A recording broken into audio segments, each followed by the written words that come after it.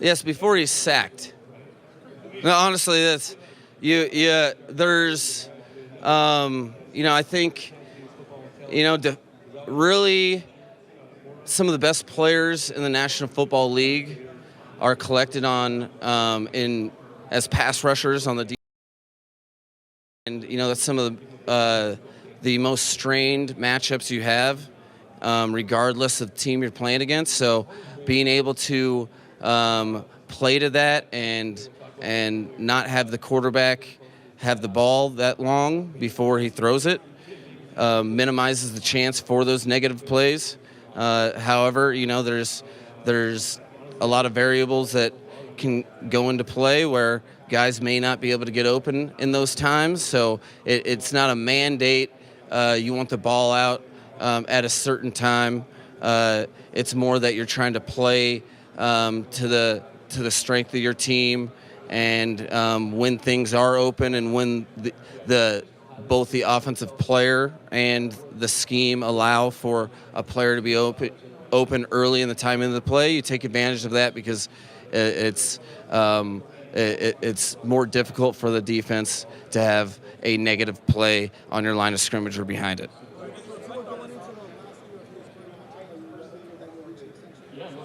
Absolutely. I think one of the cool things in this organization is how communicative and how well I work with Chris Greer, and as well as how I can separate what my job is and what his job is and how we move forward. I'm very encouraged. They're both Tua's representation and our organization is hard at work. Those timelines are impossible to predict, and I'm not. My main concern this offseason has been communicating what Tua needs from his head coach and his offensive coaching staff, which is what things can we identify to continue the progression of your game the same way that we have since day one. My belief has always been strong from day one in Tua. It's stronger than it was the first day I met him. And that's because of that relationship where I'm focused, which is continuing to provide the coaching so he can continue to evolve his game as he has since the second that I started talking to him. Yeah, it's an interesting question that I regard, but it's not like I look at every off season, every year's offense is a constant evolution to your players and to what defenses are doing. So what we're doing, I'm never going to copy paste and be like, well, this is what we did in 2023, and let's work off of that. I think that's part of the way that you can stay, ultimately trying to create some uncertainty and indecision with offensive scheme. And inherent in that is your constant evolution.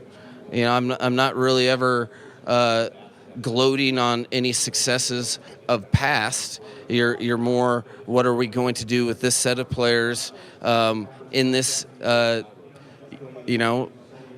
we're going to have some guys are going to be in year 3, some guys year 2, and some new guys. But ultimately, what's the best thing to serve them? And it's not that's naturally evolving.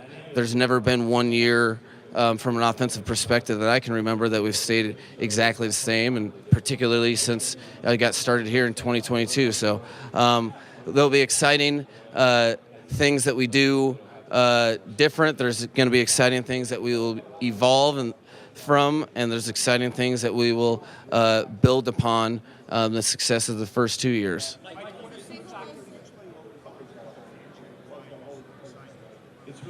Yeah, that was something I couldn't, in regards to, the defensive coordinator transition this offseason.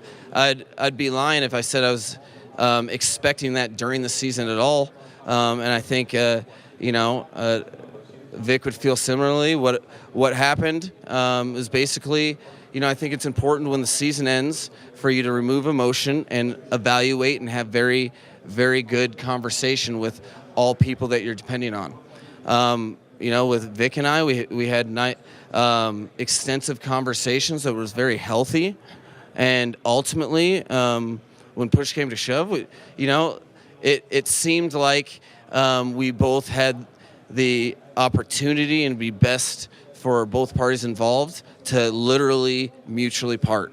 So it wasn't anticipated. It was something that, I think was a factor of great communication between him and I, where, we feel like we're all best served if we go a different direction, which is something that we had mutual belief and excited for both parties moving forward.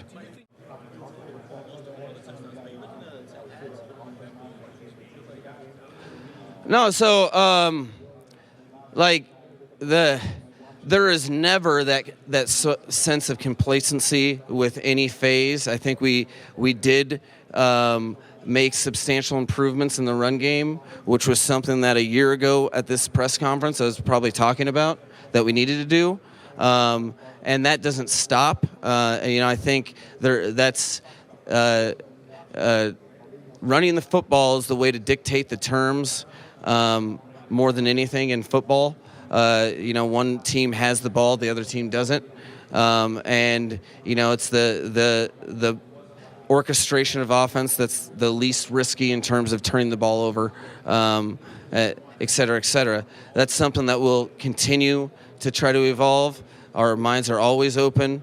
We're always creating competition and always trying to find new ways to have different sort of successes and evolve on the front end, not the back end of things.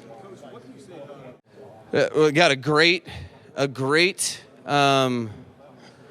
coach, a great leader of men, somebody that the human part of me, the human element of the head coach was super excited for Kenny.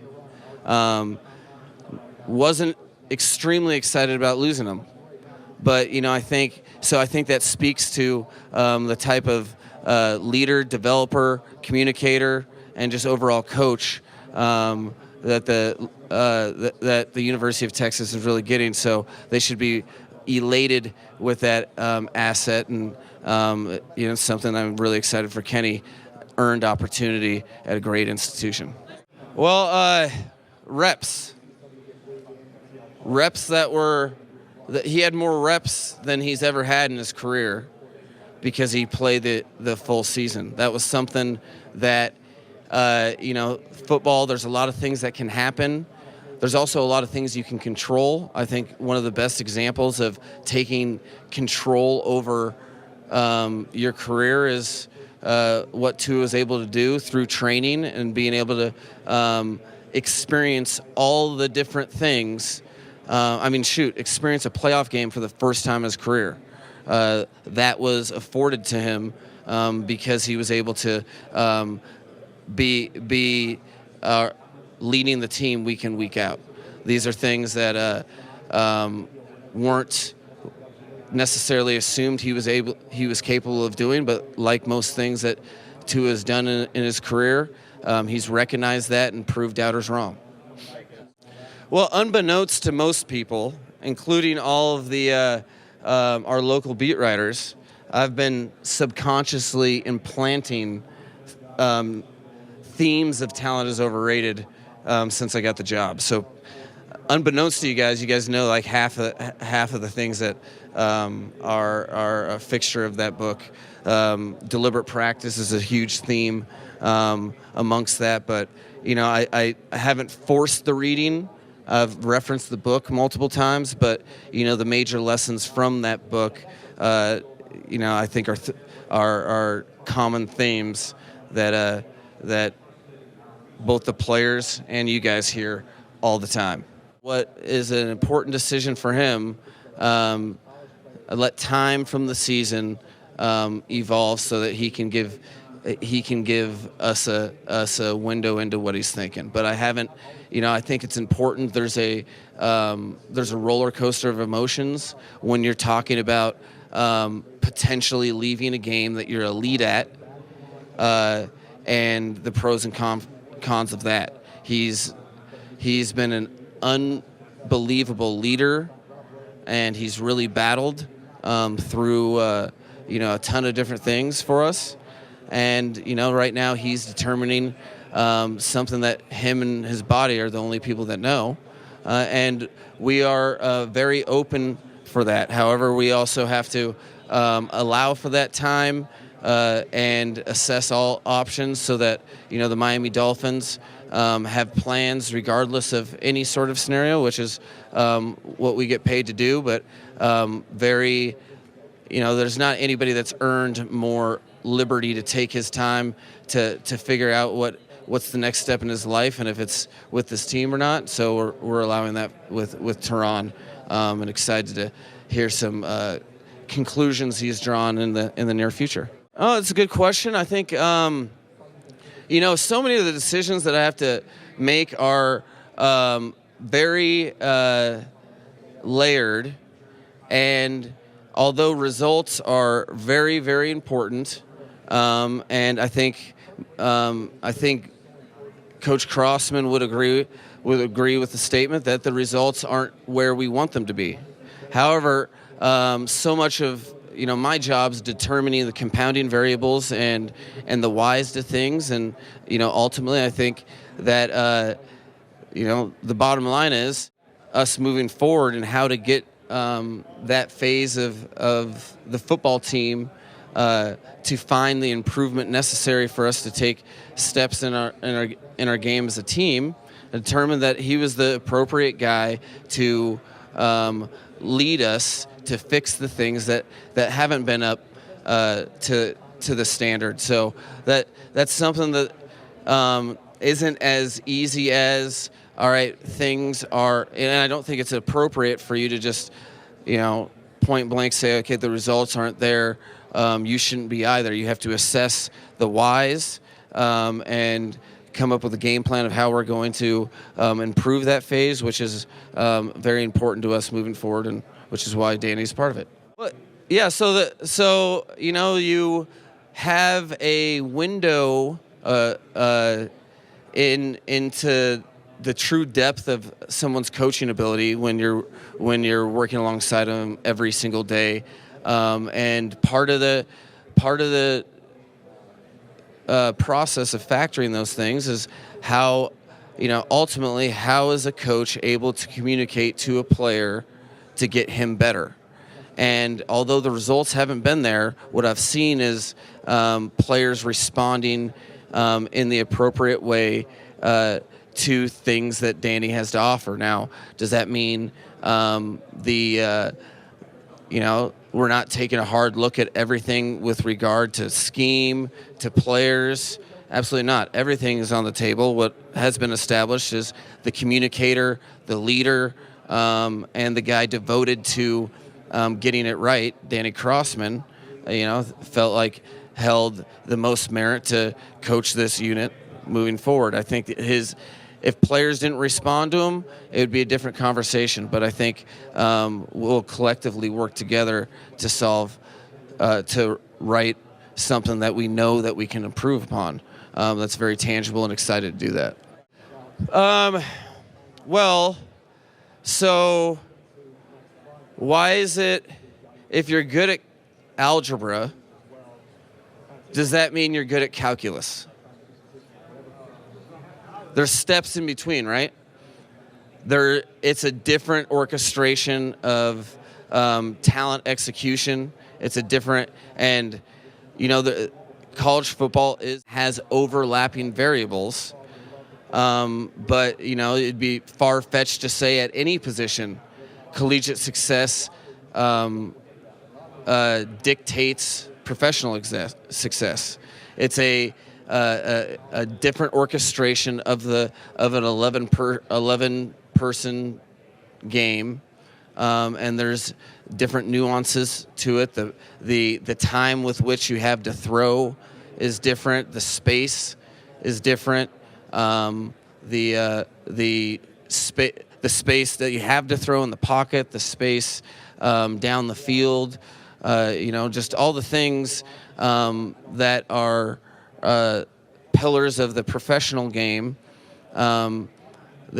there's a disparity in really what the quarterback is asked to do relative to what they're doing in college.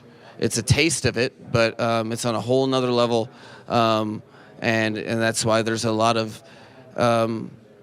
it's an inexact science. Plus, the success of the quarterback in the collegiate platform is based upon compounding variables that you have to sift through. Do you have elite receivers that take things 10 yards or 10-yard throw and turn it 60? The offensive line and run game, unbelievable. Do they have the best defense in the country, so they get 100 different ops?